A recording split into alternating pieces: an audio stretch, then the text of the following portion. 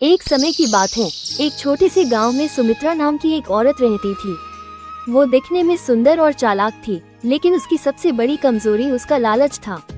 वो हमेशा दूसरों के धन, संपत्ति और वैभव को देखकर ईर्ष्या करती और उसे पाने की योजनाएं बनाती रहती। उसकी यही आदत उसे हमेशा परेशानियों में डाल देती थी। सुमित्रा गरीब घर में पली बड़ी थी। उसके पति रमेश एक किसान थे जो दिन रात मेहनत करके अपने परिवार का पेट पालते थे। लेकिन सुमित्रा कभी भी रमेश की मेहनत और ईमानदारी की कदर नहीं करती। वो चाहती थी कि वह भी गांव के अमीरों की तरह सोने चांदी से सजी रहे और उनके जैसा वैभवपूर्ण जीवन जिए। गांव में एक सेठ रहता था जिसे सभी उसकी उदारता और संपत्ति के लिए जानते थे। सुमित्रा को अक्सर उसकी पत्नी के गहने और महंगे कपड़े देखकर जलन होती थी। उसने ठान लिया कि वह भी किसी भी तरह अमीर बनेगी। एक दिन गांव में एक साधु आया।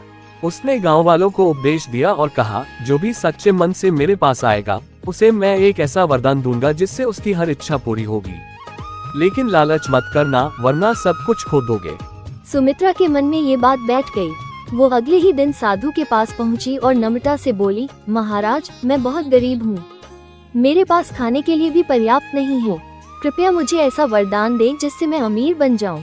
साधु ने उसे ध्यान से देखा और कहा, मैं तुम्हें एक जादुई घड़ा देता हूँ। ये घड़ा हर दिन सुबह सोने के सिक्कों से भर जाएगा, लेकिन एक शर्त है, तुम्हें उसमें से सिर्फ उतना ही निकालना है जितना तुम्हारी जरूरत के लिए हो। अगर तुमने ज्यादा लालच किया और घड़ा पूरा खाली कर दिया तो सब कुछ खत्म हो जाएगा। सुमित्रा खुशी खुशी घड़ा लेकर घर आई और अगले दिन उसने देखा कि घड़ा सोने के सिक्कों से भरा हुआ है। उसने तुरंत उसमें से कुछ सिक्के निकाले और रमेश को ये बात बताई। रमेश ने सुमित्रा को समझाया, देखो, साधु महाराज ने हमें चेतावनी दी थी, हमें केवल अपनी जरूरत का सोना लेना चाहिए। शुरुआत में सुमित्रा ने रमेश की बात मानी।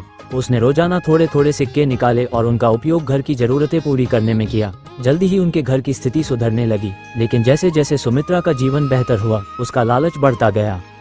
एक दिन सुमित्रा ने सोचा, अगर मैं पूरा घड़ा खाली कर लूं, तो हमारे पास हमेशा के लिए धन हो जाएगा। हमें फिर कभी मेहनत नहीं करनी पड़ेगी। रमेश ने उसे बहुत समझाया, लेकिन लालच ने उसकी सोचने समझने की शक्ति छीन ली थी।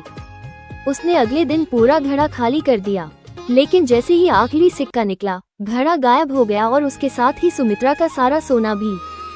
इस घटना के बाद सुमित्रा ने समझ लिया कि लालच के कारण सब कुछ खो दिया जा सकता है। उसने रमेश से माफी मांगी और फिर से मेहनत और ईमानदारी का रास्ता अपनाया। इस कहानी से हमें ये सीख मिलती है कि लालच हमेशा बर्बादी का कारण बनता है। संतोष और मेहनत से ही जीवन में सच्चा सुख प्राप्त होता है। अगर आप सारे लोग इसी तरह का वीडियो देखना चाहते हैं तो मेरा चैनल को सब्सक्राइब और शेयर करना ना भूलें।